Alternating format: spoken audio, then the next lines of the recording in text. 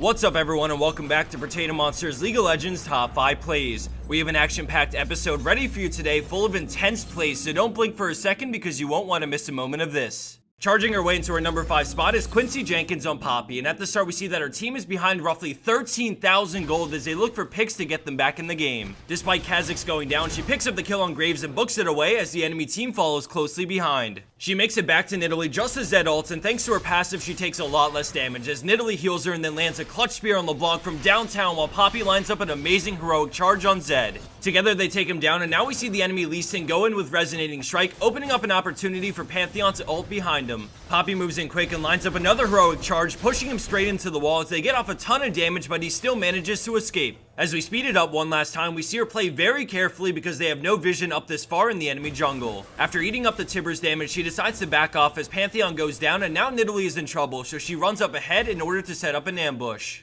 Annie moves in toward the brush, but Poppy and Nidalee sync up perfectly to take them both down at the same time, ending this play at a whopping 5-for-2 exchange despite being down 13,000 gold. Coming in at our number 4 play, we have SpookyWraith on Zed with a well-executed roam from mid. At the beginning, we see a fight going on at bot lane as the enemy Thresh makes it out with Kayle ultimate just to get picked off by a shuriken. The enemy team is overextended, so Zed moves in on Vayne, ulting her and using Ignite, but he immediately gets stunned, and as soon as he gets out, we see a great shuriken and shadow swap to get the kill and get him out as the pop damage on Vayne gets him the triple. He then starts lifestealing off the creeps as he eyes up the enemy Elise, hoping to steal away that red buff when his cooldowns come back up. All of a sudden, he moves in with a shadow swap into a Z, but he gets stunned and takes a lot of damage, but a final shadow slash seals the deal on his 4th kill after a great roam to bottom lane.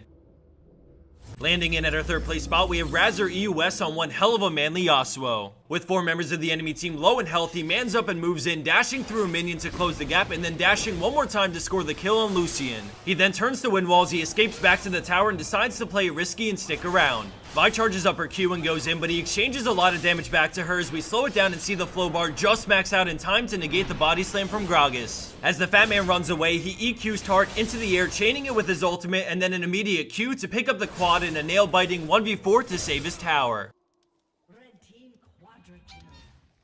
Coming in at 2nd place, we have a challenger elo play coming from RtN PkerHide on Syndra. Right off the bat, we see the friendly Thresh miss the hook, and then Choco comes over the wall as red team engages and immediately crushes Thresh. They continue the fight with a solar flare to slow down Syndra, but she turns with her ultimate ignite and Zhonya's on the enemy Kha'Zix. We then see a godly scatter of the weak to stun all 5 members of the enemy team, allowing her to finish off the bug as she backs up to dodge the Shenton.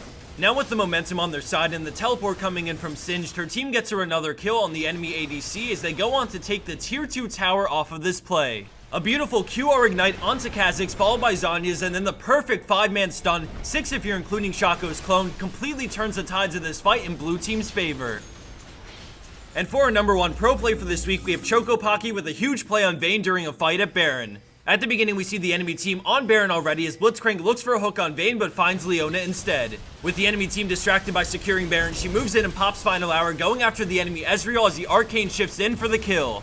She Blade of the Ruined Kingdom as we freeze it to point out for those who haven't seen Teemo at the top left, waiting the entire time this was going on in stealth on top of his mushroom. Vayne knows that she can't take a straight on 1v4 and decides to try and make her way over to her teammate. Blitzcrank rushes over and exhausts Vayne to save Ezreal, forcing her to flash for the kill as she tumbles for stealth and keeps on kiting back towards Teemo. A nice condemn pushes Riven back just as Broken Wings comes back up, and then we see another tumble dodge as things fall apart quickly for red team, resulting in a triple for Vayne and a kill for the little guy. Let's check that out one more time as we see Riven so close to landing that auto attack, but the amazing condemn pushes her back as Riven uses Broken Wings to close the gap, but the clutch tumble avoids the 3rd Q as well as the Hydra.